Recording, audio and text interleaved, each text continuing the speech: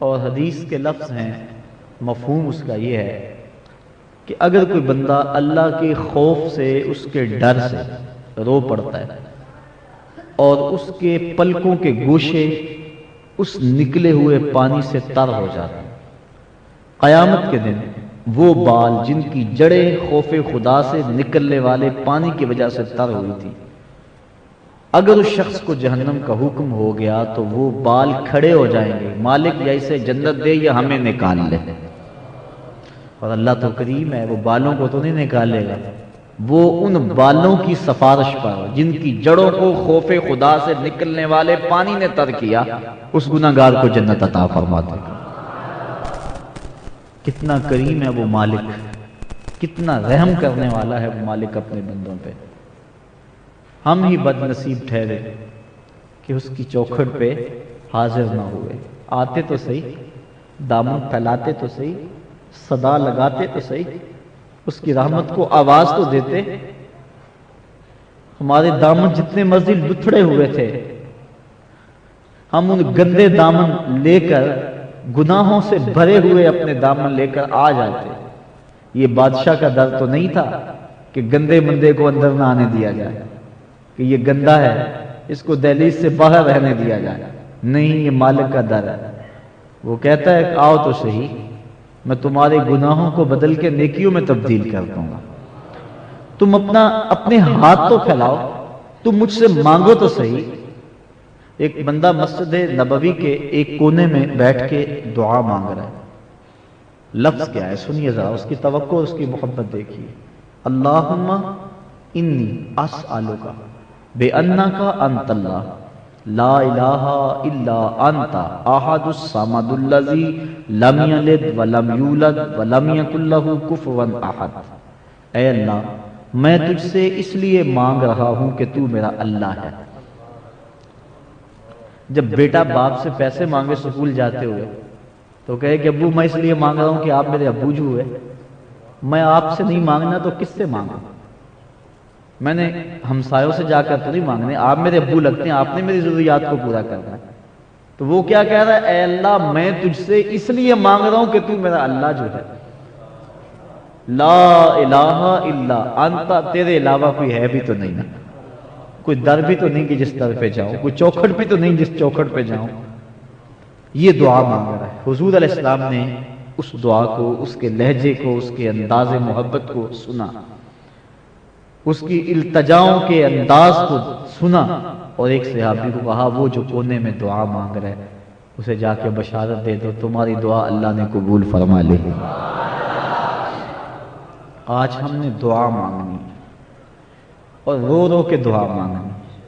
میرے بزرگوار فرمایا کرتے ہیں، بزرگ تھے، ان کی عادت میں سخاوت رچی بسی تھی، اور ہر جو اللہ والا ہوتا ہے اس کی طبیعت میں سخاوت گندی ہوئی ہوتی ہے، بخل نہیں ہوتا اس کی فطرت۔ اپنے پیار کرنے والوں کے ساتھ، اپنے محبت کرنے والوں کے ساتھ وہ اپنی استطاعت کے مطابق اچھا ذہن سخاوت والا رکھتا ہے، اور فقیر کا یہی مزاج ہے کہ میرے ڈیرے سے لوگ لنگر کھاتے رہے، روح کا لنگر بھی لیتے رہے اور جسم کا لنگر بھی چلتا رہے، یہ اس کی آرزو ہوتی ہے۔ اٹ کھڑکے دکڑ بجے تتا ہووے چلہ، آن فقیر کھا کھا جاون راضی ہووے بلہ۔ فقیر اس میں راضی ہوتا ہے کہ میرے آستانے سے لوگوں کو فیض، روشنی، نور ملتا رہے، ان کا پیٹ بھی بھرتا رہے، ان کا دل بھی پرنور ہوتا رہے، ان کا دماغ بھی مصفا ہوتا رہے، یہ آنا جانا لوگوں کا لگا رہے، محبت کے سلسلے چلتے رہے۔ تو وہ بزرگ قرض لے کر بھی جو لوگوں کی مدد کرتے، ان کی معاونت کرتے اور ان کی خوراک کا انتظام کرتے۔ اب ایک بندے سے قرض لے لیا ہو اور وعدے پر بندہ نہ دے سکے تو پھر دوبارہ قرض چاہیے تو اس سے نہیں مانگتا، کسی اور سے مانگتا، پھر کسی اور سے، پھر اور سے، حتیٰ کہ بہت سارے لوگوں کے مقروض ہو گئے۔ بابا جی کا جب وقت آخر آیا، حالات ایسے پیدا ہوئے کہ محسوس ہوا کہ اب بس انتقال ہی کرنا چاہیں گے، تو جو قرض خواہ تھے وہ دروازے پہ آ بیٹھے کہ ہمارا قرض تو چکا جاؤ۔ اب وہ لائنیں لگ گئی قرض خواہوں کی، اب بابا جی کو یہی فکر ہونی چاہیے کہ اب یہ قرض کہاں سے دوں، لیکن یہ فکر نہیں ہے۔ فکر یہ ہے کہ یہ اتنے بندے میرے مہمان آئے ہیں، ان کو کھلاؤں کیا؟ میں تو پہلے اتنا مقروض ہوں اور اب قرض دینے والا کو نہیں رہا، تو ان کو کھلاؤں کہاں، یہ فکر لگی ہوئی ہے۔ اچانک ایک چھوٹا سا بچہ ہاتھ میں تھالی پکڑی ہوئی ہے، اس کے اوپر اس نے مٹھائی پتیسا یا جو بھی اس دور کے مطابق تھا بیچتا وہ آواز لگاتا جہاں بابا جی کا ڈیرا تھا قریب سے گزرنے لگا، بابا جی کے کانوں میں آواز پڑی، خادم کو کہا اسے بلاؤ، بلایا گیا، کہا بیٹا کیا بیچتے ہو؟ کہا یہ ہے بابا جی۔ کہا یہ میرے مہمان ہیں، ان کو کھلا دو، تمہیں میں پیسے دے دیتا ہوں، تم بل بتاؤ کتنا ہے۔ اس نے شکر کیا کہ میں نے شام تک بیچنا تھا، یہ 10 منٹ میں میرا سودا ختم ہو گیا۔ اس نے جلدی وہ سب جتنے بھی مہمان تھے بابا جی کے، اس کو وہ مٹھائی پتیسا جو بھی تھا پیش کر دیا اور بل پیش کیا، کتنے پیسے بن گئے ہیں۔